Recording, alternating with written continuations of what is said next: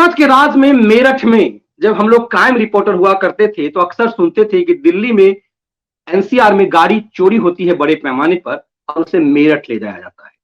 मेरठ में एक हाजी मस्तान है और हाजी मस्तान पल भर में गाड़ी को काट करके उसे छू मंतर कर जाता है।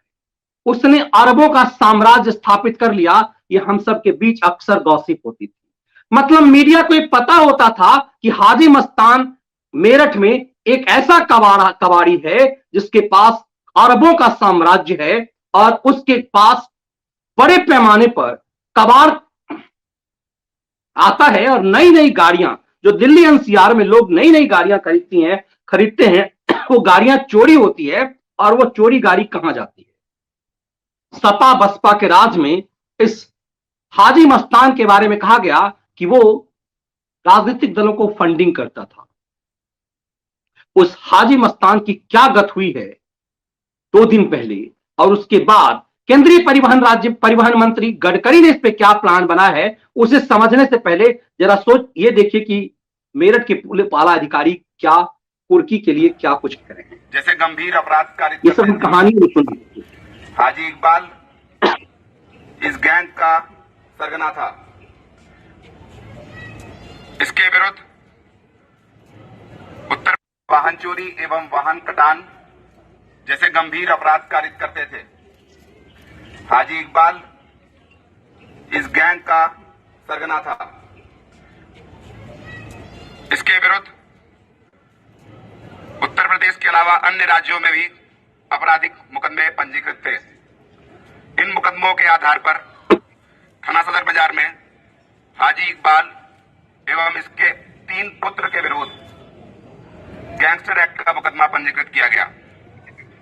इस मुकदमे के विवेचना के क्रम में यह प्रकाश में आया कि पटेल नगर स्थित मकान संख्या 30A और मकान संख्या 29 जिसके सामने हम आज यहां खड़े हैं, यह संपत्ति हाजी इकबाल ने एवं इसके गैंग ने अपराध करके अवैध रूप से अर्जित की थी। धारा 14(1) उत्तर प्रदेश समाज विरोधी एवं गिरोहबंद क्रियाकलाप निवारण अधिनियम के अंतर्गत इन दोनों संपत्तियों को कुर्क किया जाता है। इन दोनों संपत्तियों की कुल कीमत लगभग 10 करोड़ रुपए है। इन संपत्तियों का जिला मजिस्ट्रेट मेरठ महोदय के आदेश से जब्तीकरण किया गया। अब आपने देखा कि ये इस तरह हम कहानियों में सुना करते थे। योगी राज के अलावा आपको इस तरह के वीडियो बहुत कम मिलेंगे। ये इसी ढंग से कुर्की आजम खान की हुई, मुख्तार अंसारी की हुई, अतीक अहमद की हुई, विकास दुबे की हुई, तमाम माफियाओं की हुई। और ये जो कुर्की, ये खुद मेरठ की तमाम आला अधिकारी आते हैं और कहते हैं कि 10 करोड़ की संपत्ति इसकी कुर्क कर दी गई है। इसके तीनों बेटे समेत सबको जेल में डाल दिया गया है।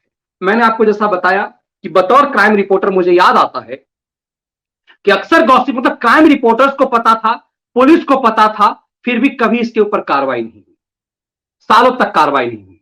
लेकिन योगी काल में बड़े पैमाने पर यह सीए दंगा के समय में ही यह टारगेट में था और बताया जाता कि उस दौर में भी इसके ऊपर पुलिस की नजर थी और पाया गया था कि इसमें भी इसकी भूमिका है।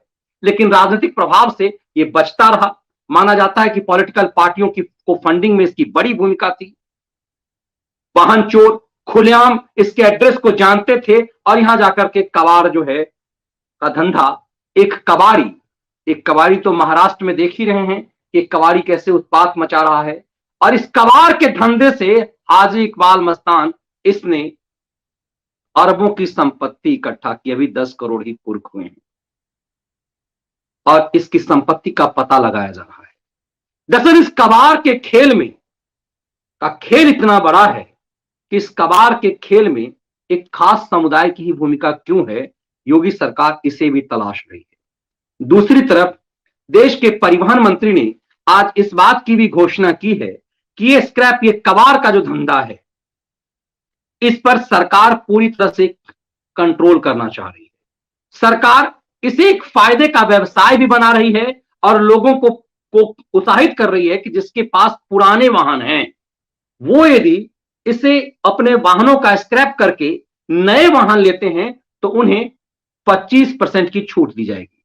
दरअसल माना जा रहा है कि पुराने वाहन पॉल्यूशन बहुत बड़े पैमाने पर करते हैं और सरकार ने एक पैमाना तय किया है कि अलग अलग शहरों के हिसाब से कि कहां पर किस समय का वाहन जो है अब वो बाहर हो जाएगा, आउट ऑफ मार्केट हो जाएगा। ऐसे में जो आपकी बर्बादी हो रही थी, जिस गाड़ी को आपको अपने घर में रखना था, ये सरकार ने तय किया कि उन गाड़ियों को यदि आप कबाड़ में देते हैं और उसके लिए अलग अलग सरकार ऐसी व्यवस्था करेगी ताकि ऐसे हाजियों जैसे जो जो माफिया हैं, जिसके ऊपर योगी सरकार ने इनके ऊपर गैंगस्टर एक्ट लगा है, ऐसे गैंगस्टर के पास से ये कबाड़ का धंधा वापस लिया जाए।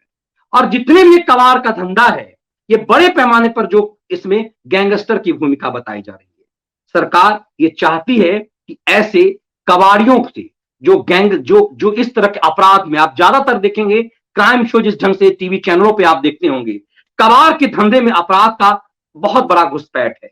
सरकार अब कबाड़ के उस धंधे में से अपराध को निकालना चाह रही है और इसीलिए ऐसे ऐसे माफियाओं की पहचान की जा रही है। मेरठ में देश का सबसे बड़ा माना जा रहा था, सबसे बड़ा कबाड़ी, जिसके पास करोड़ों का साम्राज्य था, अब योगी सरकार यह भी पता कर रही है कि देश के किस किस हिस्सों में इसका पैसा है।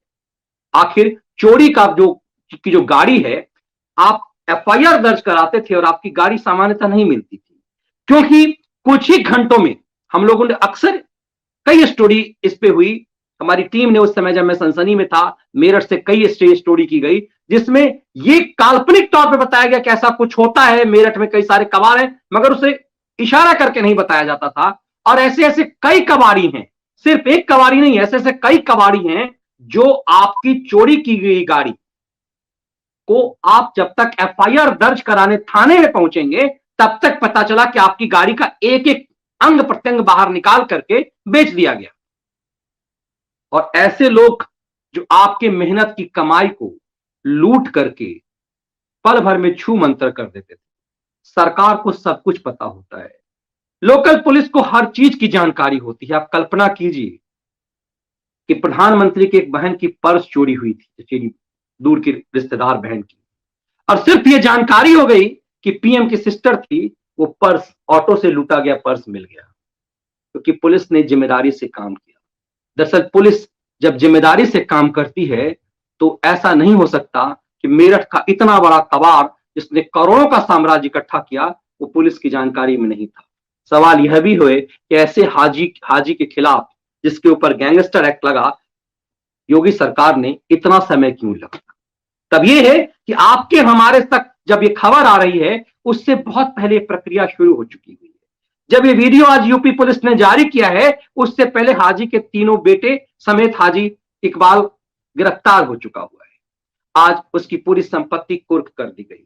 फिर मैं इसे जोड़ रहा हूं इसके साथ कि मोदी सरकार के एक लाजवाब मंत्री नितिन गडकरी, जिन्होंने भारत में कायाकल्प कर दिया है सड़कों का, वैसे नितिन गडकरी ने अब इस पे भी एक प्लान बहुत बड़े स्तर पे बनाया है कि सड़कों पे जो प्रदूषण रहित गाड़ी कैसे चलाया जाए और इसके लिए जो पुराने वाहन हैं उसको कैसे स्क्रैप किया जाए, और स्क्रैप करने के लिए सरकार उस पर नजर रखेगी कि किन किन जगहों पर कैसे स्क्रैप होगा, और इसके लिए 1 करोड़ का बिजनेस शुरू होगा, बहुतों को बड़े पैमाने पर रोजगार मिलेगा। और इस धंधे में, इस कबाड़ के धंधे में जो माफिया और गैंगस्टर घुसे हुए हैं उसकी पहचान होगी, और यदि वो योगी राज में होगा तो सलाखों के पीछे जाएगा और उसकी कुर्की सब भी होगी। यह हम और आप बड़े पैमाने पर जरूर देखेंगे।